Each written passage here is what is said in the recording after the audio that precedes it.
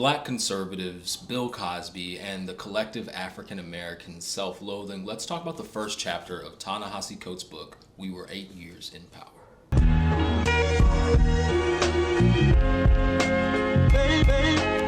Despite not being very well read on Ta-Nehisi Coates, he is someone who I particularly admire. I got to see him live speaking to Black Thought. I've seen his interviews, and I read Between the World and Me multiple times, and it kind of had a life-changing effect on me, so much so that I gave it to my friend Brandon, who was supposed to return it to me 6 years ago.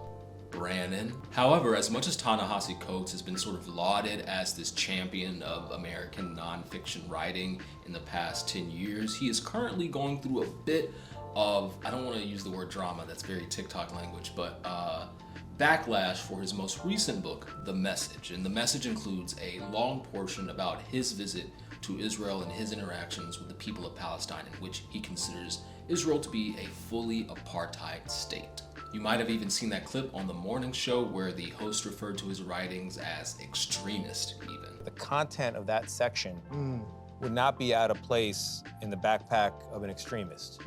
But all this still reminded me that I've had this book on my shelf for a couple of years and I've been meaning to read it, and I want to read this before I read The Message. And so in some way of accountability, I am using y'all to do that. Now, before we get into this, there is something I want to say. I'm going to be running a 5K to help raise money for 8 Palestinian families. I'm doing this with the ASIA Center's Miles for Migrants 5K that will happen on October 26th in Queens at Astoria Park. Basically, they are supporting 8 families. There are 8 different teams named after cities in Palestine that are competing to raise money. I'm on Team Ramallah, and you can donate here or even join the race if you want to race with me. I think it's like a walk or a run. It is what it is. But yeah, I'll be talking more about that in the future. Back to the book. So We Were 8 Years in Power is 8 different pieces by Ta-Nehisi Coates, written during the length of Obama's presidential campaign to him leaving office. From the first years, the first article, This is How We Lost to the White Man, the Audacity of Bill Cosby's Black Conservatism. For some context around this, you need to know what the pound cake speech is. On the 50th anniversary of Brown versus the Board of Education, the landmark Supreme Court case that ended segregation in schools, the NAACP hosted an event in which multiple keynote speakers were there, the last of which was Bill Cosby, which turned into his infamous pound cake speech rant. A long diatribe on the failures of the Black community since the Civil Rights era, and particularly, and I quote this directly, that the lower class and the lower middle class have not held up their end of the bargain.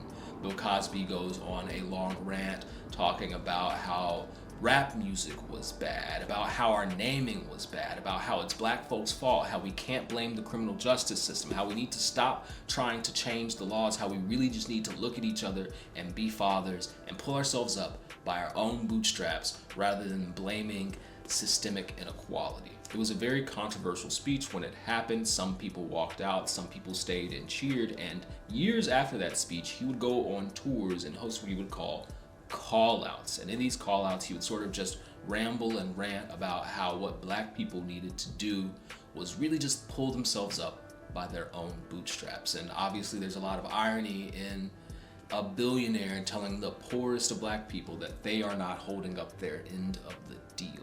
In this essay, Ta-Nehisi Coates talks about going to one of Bill Cosby's call-outs as well as speaking to Bill Cosby himself. Not only that, but he draws a line of the history of Black conservatism and this specific ideal of thought all the way from Cosby back to Booker T. Washington. There's been a popular train of thought for a long time, and particularly amongst Black men more than Black women, that what we really need to do is separate ourselves, stop relying or stop expecting anything from the government systems or the structure to change, and just build ourselves up. In the era of Booker T. Washington versus W.E.B. Du Bois, Booker T. Washington argued that segregation was a necessity to sort of alleviate the change and the shift in a post-slavery era. Not only did Booker T. Washington argue for that, but he argued that our purpose was not in government and that we did not need to secure the right to vote, but instead secure our own land and make for ourselves. This obviously had disastrous consequences, and following up Booker T. Washington was Marcus Garvey, who was arguing for sort of Pan-Africanism and our own independent state as black people. And following on the heels of those people are people like Malcolm X, who also argued for a separate black state, and people like Louis Farrakhan, who also argue for black men to take away from the government and to rather work on things in our own individual way. I do list this as a movement that has been primarily attractive to black men rather than black women, and often very exclusionary of black women. But it's a movement that I have a small bit of empathy with, rather, or at least I could say like understanding, because my mom comes from this thought of black conservatism. And I've spoken about this before, and it's got a lot less to do with the Republican Party. My mom is not a Trump supporter. She doesn't vote for Trump, but rather this long-standing kind of cynical idea that whenever the government has gotten involved in black people's business, it's gone awry, and that we should not rely on the government or white people or anything to change, and rather we need to pick ourselves up. Ta-Nehisi discusses how this is kind of a more optimistic ideal than the reality of the situation, which, you know, the idea that the thing that could change the black community as a whole and the thing that could bring us to power is if we truly just did it ourselves, rather than having to fight against an oppressive structure in which whether or not these people care about your existence will determine your quality of life. It's a lot easier to hang your head up high if you exist in this sort of falsehood that we were great and we can be great again if we just work on it. The way that this works, and Ta-Nehisi speaks on this, is sort of this fictionalization and what is the word? Revisionism of black history. This idea that we were kings, this looking back.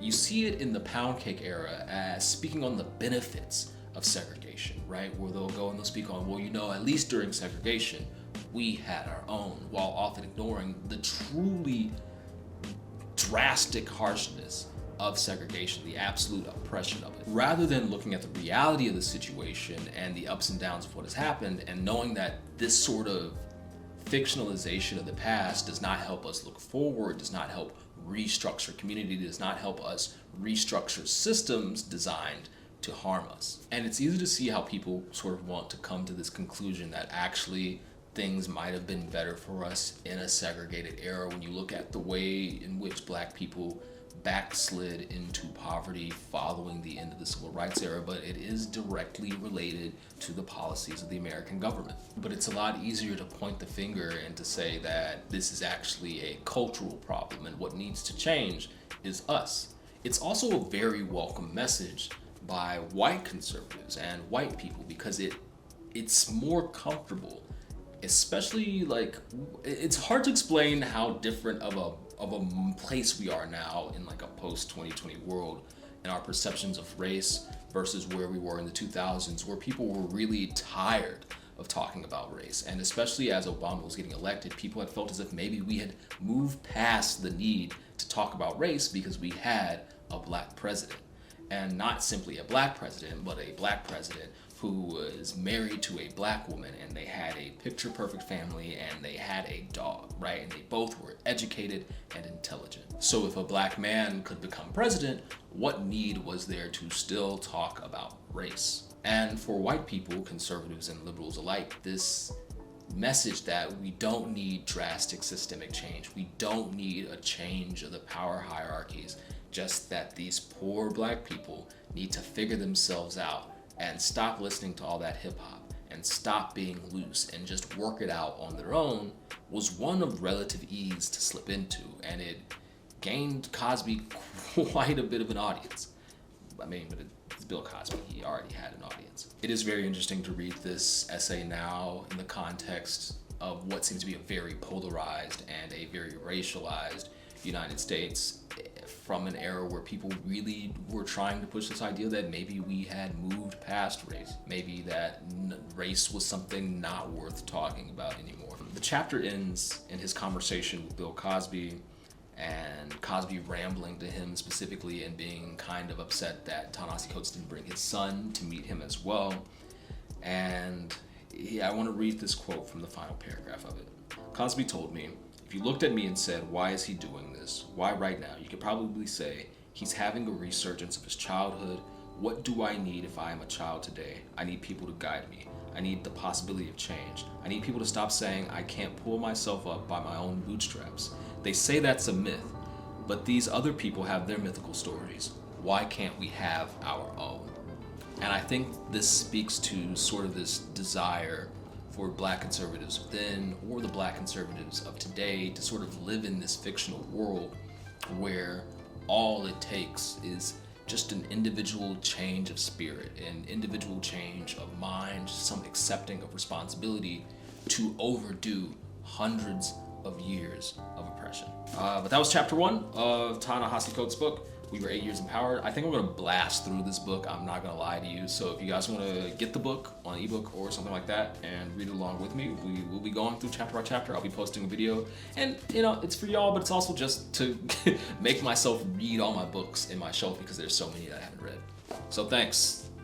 And don't forget the 5K. Don't forget the 5K, please.